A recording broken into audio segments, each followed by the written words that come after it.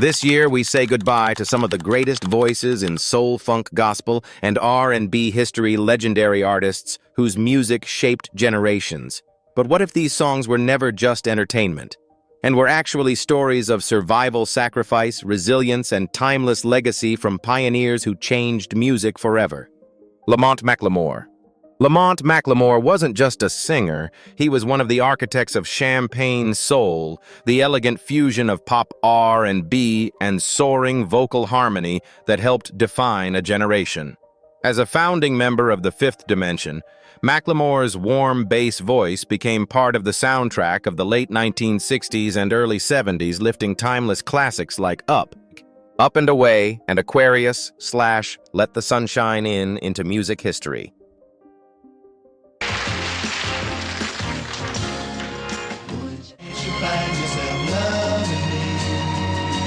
With their polished style and optimistic spirit, the Fifth Dimension shattered barriers between soul and mainstream pop, earning multiple Grammy Awards and changing crossover music forever. Born on September 17, 1935 in St. Louis, Missouri, McLemore's journey to fame was anything but ordinary. Before music took over his life, he served in the U.S. Navy as an aerial photographer and even pursued professional baseball within the Los Angeles Dodgers farm system. But creativity kept calling him elsewhere. After moving to Los Angeles, he built a respected career as a photographer, capturing powerful images of Black America for publications like Jet and Ebony while photographing celebrities across Hollywood. Everything changed in 1965 when he joined forces with Billy Davis Jr., Marilyn McCoo, Florence LaRue, and Ron Townsend to form the Versatiles, later renamed the Fifth Dimension. Their breakout albums Up and Away and The Age of Aquarius exploded worldwide, producing a wave of hits that blended soul sophistication with the free-spirited energy of the hippie era. Even after suffering a stroke in 2019, McLemore remained deeply connected to music, family, and charity work, carrying himself with humility despite decades of success. On February 3, 2026, he passed away peacefully at his home in Las Vegas at the age of 90. Yet his legacy still floats through every harmony-filled chorus he helped create, a reminder that music at its best can bring elegance, hope, and humanity together. Nedra Talley-Ross. Nedra Talley-Ross was more than just a member of the Ronettes. She was part of the heartbeat behind one of the most influential girl groups in music history. With her smooth harmony vocals, glamorous stage presence, and the unmistakable towering hairstyles that became a symbol of the 1960s, Nedra helped transform songs like Be My Baby into timeless cultural landmarks.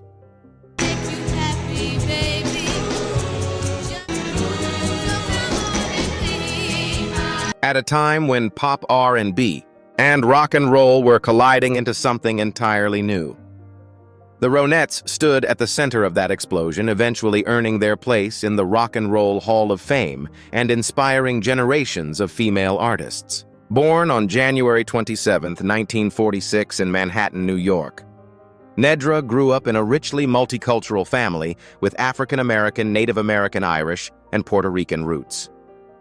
Music surrounded her from an early age, and by just 11 years old, she was already singing with her cousins Veronica Bennett, later known worldwide as Ronnie Spector, and Estelle Bennett. What began as neighborhood performances slowly evolved into the Ronettes. In 1961, a group that would soon redefine the sound and image of the girl group era. Their breakthrough came after collaborating with legendary producer Phil Spector. In 1963, Be My Baby became a worldwide sensation, followed by classics like Baby I Love You and Walking in the Rain. The group toured alongside giants such as the Beatles and the Rolling Stones, becoming one of the few American acts able to match the energy of the British invasion. But behind the glamour, Nedra quietly longed for a different life. Tensions over unfair royalties and the pressures surrounding Phil Spector pushed her away from the spotlight. After marrying Scott Ross in 1967, she embraced Christianity and gradually shifted toward gospel and Christian music, later releasing the album Full Circle. While fame faded, her faith and family became her true foundation. Nedra Talley-Ross passed away on April 26, 2026, at her home in Chesapeake, Virginia, at the age of 80. Yet her voice still echoes through every harmony-filled chorus she helped create, a reminder that true legacy is not only built on fame, but also on grace, faith, and the courage to choose peace over celebrity. Roscoe Robinson. Roscoe Robinson didn't just sing gospel or soul, he carried the sound of the church straight into the heart of American rhythm and blues. With a thunderous tenor voice that could shake the walls of a sanctuary one moment and break hearts on a soul ballad the next, Robinson became one of the rare artists capable of uniting sacred passion with secular emotion. Long before crossover music became an industry formula, he was already walking that fragile line between Sunday morning faith and Saturday night soul, leaving behind timeless recordings like That's Enough and Do It Right Now. Just the other day. Through decades of change, Roscoe Robinson remained a living echo of gospel's golden age, an artist whose voice never sounded manufactured, only deeply human. Born on May 22, 1928 in Dermott, Arkansas, Robinson grew up in a deeply religious household. His father was a pastor, and his mother sang spirituals, surrounding him with church music from the very beginning. After his father's death, the family moved north to Chicago and later settled in Gary, Indiana, following the migration path taken by many black families searching for opportunity. Robinson began singing gospel as a child and quickly developed a voice powerful enough to command attention anywhere he performed. During the 1950s, he recorded solo material for trumpet records and sang with legendary gospel groups including the Five Trumpets and the Highway QCs, where he formed a close friendship with Sam Cooke.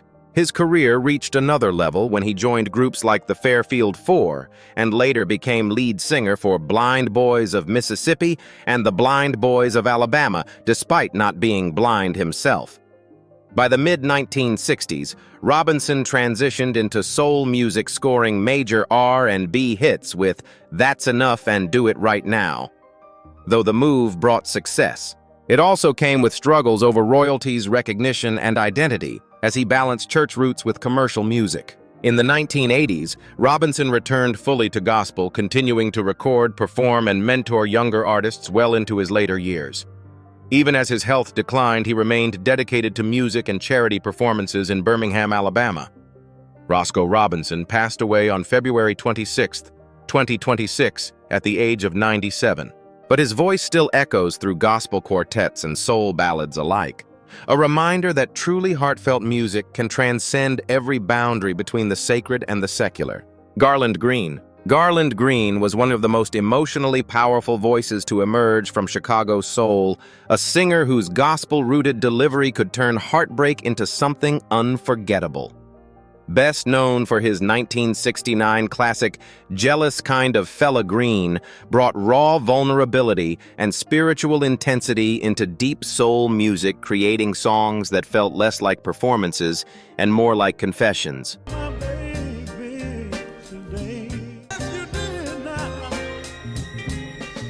At a time when soul music was overflowing with larger-than-life personalities, Garland Green stood apart through sincerity, letting pain, longing, and tenderness pour directly into every note he sang. Born on June 14, 1942, in Dunleith, Mississippi, Green was the 10th of 11 children in a hard-working family deeply connected to church life. Like many African-American families during the Great Migration, his family eventually relocated north, and in 1958 he moved to Chicago, searching for opportunity. During the day, he worked regular jobs just to survive, while nights and weekends were devoted to singing gospel and R&B. His remarkable voice soon caught the attention of businessman Argia B. Collins, who believed so strongly in Green's talent that he sponsored his education at the Chicago Conservatory of Music, where Garland studied vocal performance and piano. Everything changed after Green won a talent competition at Chicago's famous Trocadero Club, eventually opening shows for Lou Rawls. Then came Jealous Kind of Fella, a haunting ballad that sold over 1 million copies and climbed into the top 5 of the Billboard R&B chart. The song's aching honesty resonated deeply with listeners, and secured Green a place in soul music history. Though his later career moved through ups and downs across labels like Unicotillion and Spring Records, he never stopped performing or writing music. Despite never reaching the superstar status of some of his peers, Garland Green remained respected as a true soul singer's soul singer, humble, authentic, and deeply connected to his gospel roots. He continued sharing music well into his later years, viewing his voice not as fame but as a calling. Garland Green passed away around February 8, 2026, at the age of 83. Yet his music still lingers like a late-night prayer, proof that the most powerful artists are often the ones who sing directly to the human heart. Barbara Carr. Barbara Carr never sang like someone chasing fame. She sang like a woman telling the truth. With every gritty note and every heartbreak-filled lyric, Barbara carried the raw spirit of Southern soul and St. Louis blues into a world that was rapidly changing around her. Whether it was love, betrayal, resilience, or survival, her music felt deeply lived in, as if every song came straight from real scars and real experience. I finally see the light. Through classics like Good Woman Go Bad, she became one of the last great voices of authentic soul blues, an artist whose strength wasn't built on glamour, but on honesty, endurance, and a lifetime devoted to music. Born Barbara Jean Crosby on January 9, 1941 in St. Louis, Missouri, she grew up as the oldest of 9 children in a deeply religious household. Music entered her life through church, where she and her sisters performed gospel songs at Mount Zion Baptist Church as the Crosby Sisters.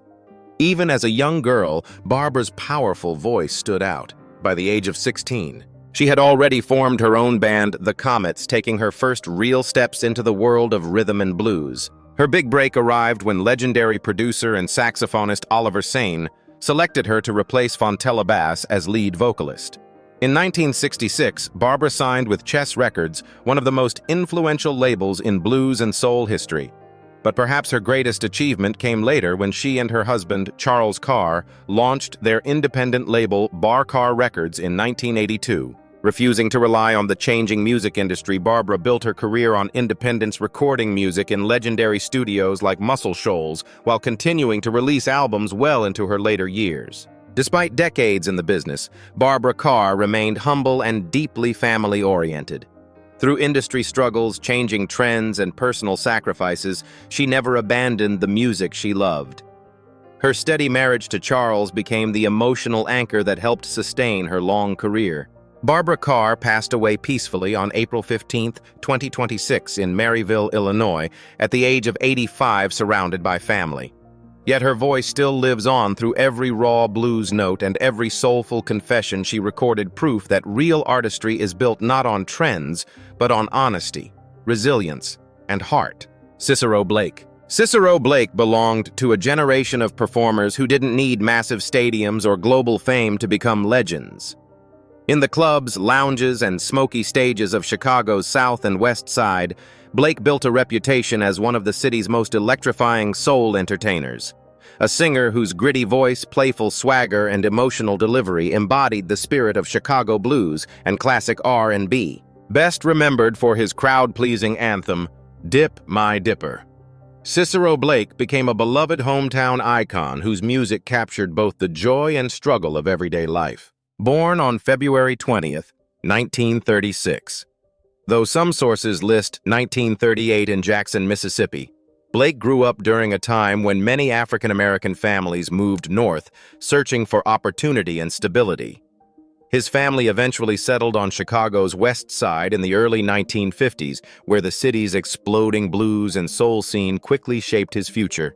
As a teenager, he joined local vocal groups, including the Golden Tones, later known as the Cool Gents, sharpening the charismatic stage presence that would define his career for decades. Blake recorded his first single, Don't Do This to Me, for Success Records in 1962, officially launching a career deeply tied to Chicago's local music circuit. Over the years, songs like Dip My Dipper, I'm Into Something, School of Life, and Sad Feelings earned him loyal fans throughout the Midwest. While he never became a mainstream international superstar, his reputation inside the soul and blues community remained undeniable. Audiences loved him not only for his voice, but for the energy he brought to every performance part. Soul singer part, storyteller part, entertainer. Unlike many artists chasing celebrity, Blake often described himself simply as a husband, father, and entertainer. That grounded attitude kept him connected to his family and community, even as the music industry changed around him. He continued performing live well into his later years, refusing to let age silence the passion he carried for music. Cicero. Blake passed away peacefully on March 3, 2026, at the age of 90. Yet in Chicago's soul history, his voice still echoes through neighborhood radio stations, old jukeboxes, and memories of packed dance floors, proof that authentic local music can leave a legacy just as powerful as worldwide fame. Carlos Ward. Carlos Ward was one of those rare musicians whose influence could be felt even when his name wasn't always front and center. With a smoky alto saxophone tone, smooth flute melodies, and deep roots in both jazz improvisation and funk rhythm, Ward helped shape the sound of the 1970s dance era as a key member of BT Express. While flashy frontmen often dominated the spotlight, Carlos Ward became the kind of artist musicians themselves admired, a master sideman whose playing brought sophistication, soul, and energy to timeless hits like Do It Till You're Satisfied, Express, and Peace Pipe. Born on May 1, 1940 in Ancon, Panama, Ward moved with his family to Seattle in 1953, carrying with him a multicultural musical foundation that would later define his sound.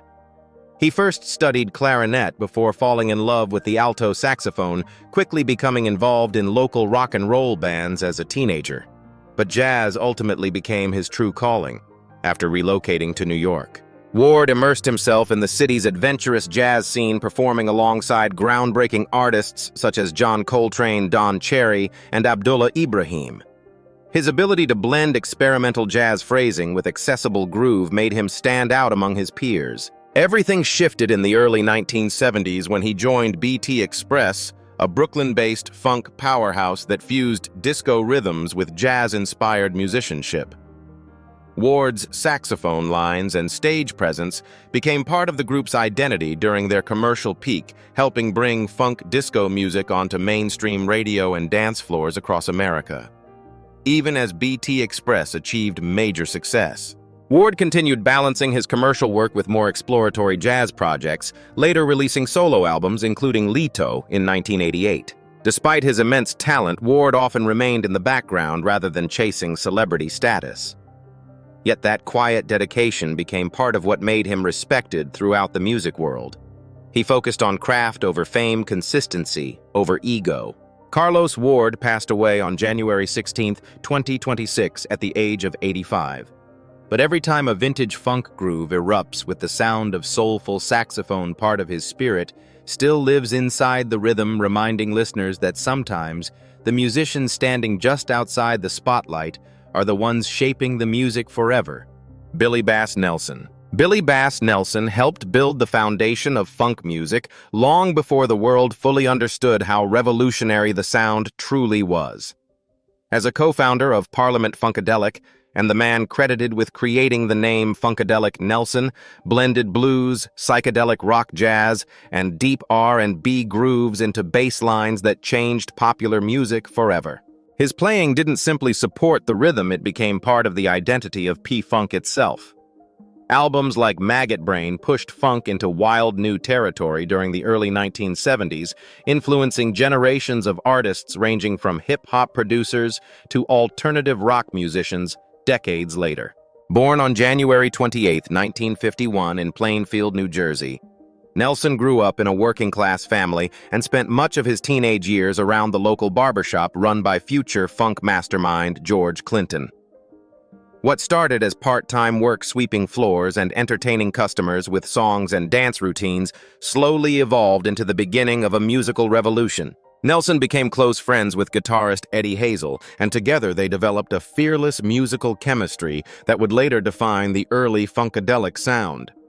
Although he originally played guitar, Nelson eventually switched to bass, a decision that helped shape one of the most influential groove styles in music history. When Clinton expanded his doo-wop group, the Parliaments, into a full backing band, Nelson became one of the key creative architects behind the transformation. He famously coined the name Funkadelic to reflect the collision of funk rhythms and psychedelic experimentation. His bass work powered the group's first 3 albums between 1970 and 1971, while his vocals also appeared on songs like Good Old Music and Friday Night, August 14th. Despite helping create the P-Funk empire, Nelson later faced financial and royalty disputes that caused tension within the group, a struggle shared by many early members. Still, he remained loyal to the spirit of funk, living relatively quietly while continuing session work and performing with artists including The Temptations. Billy Bass Nelson passed away on January 31, 2026, just 3 days after his 75th birthday. Yet his grooves continue pulsing through funk rock and hip-hop history, proof that even someone who once swept floors in a neighborhood barbershop could help transform the sound of modern music forever. Bryan Loren. Bryan Loren was one of the quiet masterminds behind the polished sound of late 1980s and early 1990s R&B, a musician whose fingerprints touched some of the era's biggest stars, while his own name often remained hidden behind the studio glass. Nicknamed The Wiz for his extraordinary musical ability, Loren was a rare talent who could write, arrange, produce, sing, and play multiple instruments at an elite level. From New Jack Swing grooves to sophisticated pop soul production, he helped shape the sound of modern R&B while collaborating with icons such as Michael Jackson, Whitney Houston, Sting, and Barry White. Born Bryan Loren Hudson on May 5, 1966 in Long Island, New York, he displayed unusual musical instincts from an early age. By just 15 years old, he was already working professionally as a session musician in Philadelphia under respected producer Nick Martinelli. While many teenagers were still discovering music, Loren was already inside studios performing with groups like Fat Larry's Band and Kashmir, rapidly building a reputation for versatility and precision. His breakthrough came with the self-produced debut album Bryan Loren in 1984, featuring the smooth R&B hit Lollipop Love. Unlike many artists dependent on large production teams, Loren controlled nearly every aspect of his music himself, showcasing a level of creative independence that was rare at the time. Throughout the late 1980s and early 1990s, he became an increasingly respected behind-the-scenes force. He contributed to Michael Jackson's legendary Dangerous era, produced songs for Whitney Houston, including Feel So Good, worked with Shanice and Eric Benet, and even helped create the globally recognized novelty hit Do the Bartman, connected to The Simpsons. Despite working alongside superstars, Loren never seemed obsessed with celebrity culture. Friends often described him as deeply focused on music itself rather than fame. In later years, he lived quietly in Los Angeles, continuing to write and experiment creatively while staying close to family. Bryan Loren passed away on January 28, 2026 in Los Angeles at the age of 59. Yet the sound he helped build still echoes through modern R&B and pop production, a reminder that some of music's greatest innovators are often the ones working silently behind the curtain. Margaret Ross Williams. Margaret Ross Williams was one of the invisible architects behind the sound of 1960s pop and R&B, a voice millions had heard even if many never knew her name. With her soaring soprano harmonies and smooth emotional delivery, she helped transform simple melodies into unforgettable classics during the golden age of the Brill-building era. As a key member of the Cookies, Margaret stood behind some of the most influential recordings of the decade, including the timeless hit Chains, later immortalized again by the Beatles. While lead stars often captured the spotlight, it was voices like hers that gave the music its soul, warmth, and magic.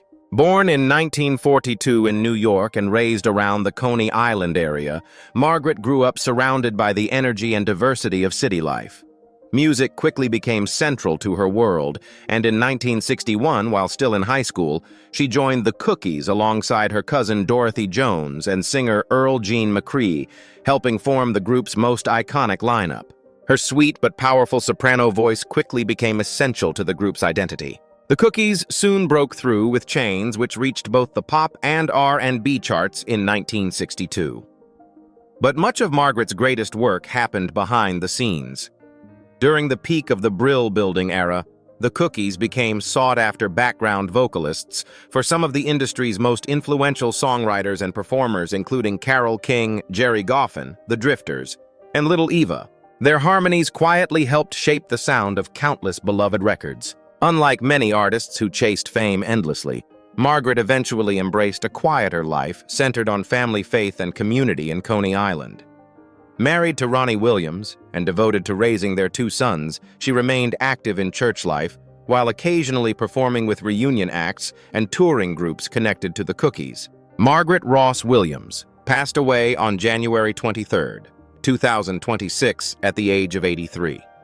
Yet her voice still floats through the background of some of music's most cherished recordings, a reminder that sometimes the singers standing just behind the spotlight are the ones holding an entire era together. Glenn O'Neill. Glenn O'Neill was one of the voices that helped carry Chicago R&B into a new era after the golden age of 1990s soul groups began to fade. With a rich, emotionally charged vocal style and a natural ability to balance smooth harmonies with powerful lead performances, O'Neill became a defining figure in the later years of public announcement. While many fans first connected with the group during its early association with R. Kelly, it was Glenn who helped stabilize and redefine the group's identity during a crucial transition period. Songs like Body Bumpin', Yippee Yee Yo, and All Work No Play turned into late 1990s R&B staples, keeping public announcement alive on radio dance floors and urban playlists across America. Born Glenn O'Neill Wright Jr. on February 6, 1971 in Chicago, Illinois, he grew up surrounded by the city's deep musical heritage, a culture built on gospel soul, blues, and classic R&B. From an early age, singing became more than a hobby. It became his purpose. Before joining public announcement, O'Neill had already established himself within Chicago's local music scene, earning respect for both his vocal talent and his professionalism.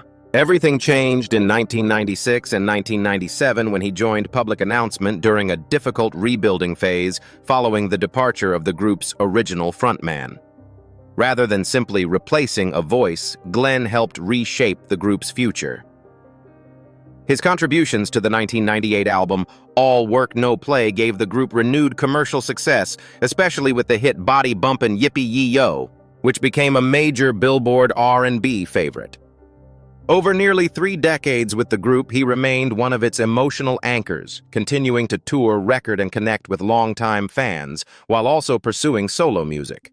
Despite his success, O'Neill remained deeply humble, grounded by family and faith. Friends and collaborators often described him as uplifting, compassionate, and spiritually strong. In late 2025, shortly after losing close friend and fellow public announcement member Earl Robinson, Glenn was diagnosed with cancer. Even as his health rapidly declined, he still appeared at a tribute concert in November 2025, performing seated with a cane, determined to honor his friend and support the family. Glenn O'Neill passed away in Chicago on February 22, 2026, only weeks after his 55th birthday. Yet his voice continues to echo through classic Chicago R&B, a reminder that true soul is not measured only by fame, but by heart resilience and the ability to inspire others even in life's hardest moments. Steve Washington. Steve Washington was the kind of musician whose influence could be heard long before most listeners even knew his name. As the creative force behind 2 legendary funk groups, Slave and Aura Washington, helped define the groove-driven sound of Ohio funk during the late 1970s and early 1980s.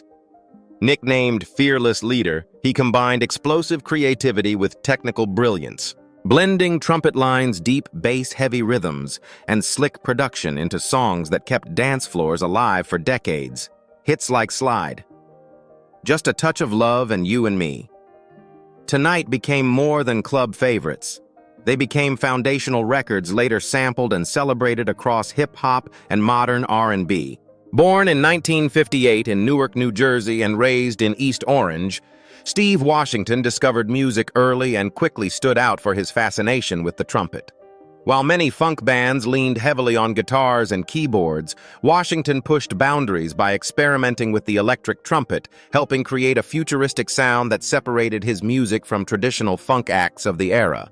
After high school, he moved to Dayton, Ohio in 1975, alongside trombonist Floyd Miller, stepping into a city that was rapidly becoming a powerhouse for funk music. That move changed everything. Together, they formed Slave, a band whose energetic grooves and horn-driven sound quickly exploded onto the Billboard R&B charts. But Washington's ambition didn't stop there. In 1981, he left Slave with several members to launch Aura, where he evolved toward smoother boogie and post-disco production. Working with Salsoul Records, he crafted sophisticated dance tracks that became staples of urban radio and club culture throughout the decade. Despite his achievements, Washington never chased celebrity status. Friends and collaborators remembered him as humble, loyal, and deeply committed to both music and family.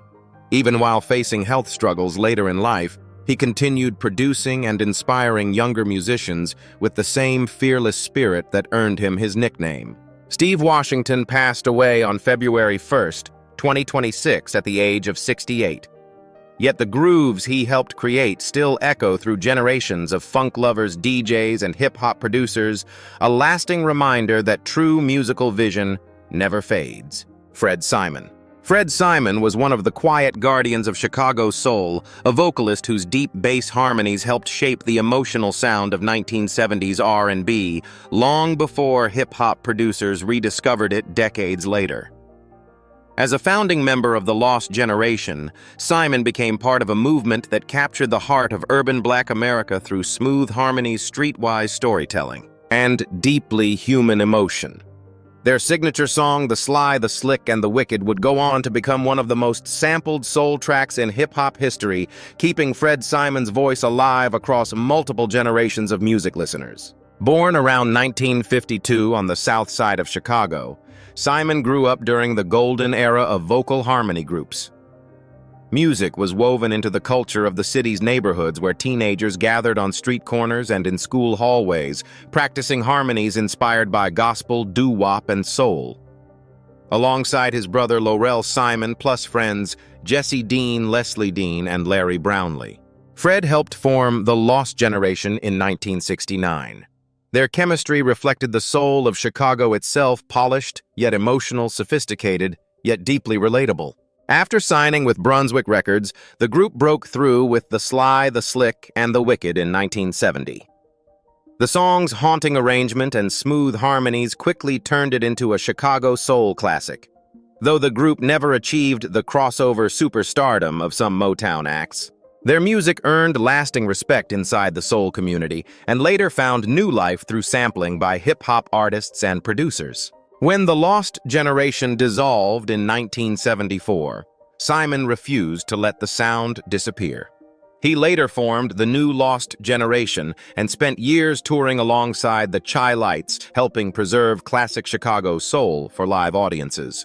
Outside of music, he lived a humble, grounded life, balancing performances with steady work and security at Chicago's McCormick Place while staying devoted to family and community. Fred Simon passed away around April 3, 2026, at the age of 74. Yet the harmonies he helped create continue to echo through soul records, hip-hop samples, and memories of Chicago's golden musical era, proving that authentic music never truly fades away. Walt Maddox. Walt Maddox was one of the last great guardians of classic doo-wop, a performer whose smooth tenor voice and infectious energy helped keep the spirit of early rock and roll alive for generations. As the longtime leader of the Marcells, Maddox became forever linked to the group's explosive rendition of Blue Moon, the unforgettable 1961 hit that transformed a gentle ballad into a fast-moving vocal harmony classic. With its famous Bomp Baba Bomp opening, the song didn't just top the Billboard Hot 100, it became one of the defining records of the doo-wop era and a symbol of the youthful optimism that shaped early American pop music. Born on November 14, 1937 in Pittsburgh, Pennsylvania, Maddox grew up surrounded by the sounds of gospel, jazz, rhythm, and blues and neighborhood harmony groups that flourished throughout the city. Before joining the Marcells, he spent years performing with local acts while also working behind the scenes as a musician and music manager. His deep understanding of both performance and leadership would later become essential to the group's survival. In 1961, during a time of intense racial division in America, Maddox stepped into the Marcells after a white member left amid tensions connected to touring in the segregated South. His arrival strengthened the group and reinforced its identity as one of the rare racially integrated acts successfully navigating the music industry of that era. Following the massive success of Blue Moon, the Marcells continued recording hits like Heartaches and Summertime, becoming staples of oldies radio and rock and roll nostalgia shows. Even after changing musical trends pushed doo-wop out of the mainstream, Maddox refused to let the genre disappear. From the 1970s onward, he led various versions of the Marcells through revival tours, PBS specials, and live performances that introduced classic vocal harmony music to younger audiences. Outside the spotlight, Maddox was known as a humble family man, married to Therese Terry Maddox for over 4 decades, and respected as a mentor within the Pittsburgh music community. He also fought legal battles in the 1990s to protect the Marcells' name and legacy from misuse. Walt Maddox passed away peacefully in Pittsburgh on March 30, 2026, at the age of 88. Yet every time Blue Moon begins to play, his voice still carries listeners back to a golden era when harmony, joy, and music brought people together beyond race and time. As we remember these legendary voices, one question still lingers. Why do so many of the artists who shaped soul, funk, gospel, and R&B rarely receive the same recognition as mainstream pop icons today? Their music influenced generations, inspired countless superstars, and helped define modern culture. Yet many younger listeners barely know their names. Maybe true greatness is not measured by headlines or awards, but by how deeply a voice can live inside people's memories long after the spotlight fades. Here on Ung Da Den, we continue honoring the pioneers whose stories deserve to be heard, discussed, and never forgotten.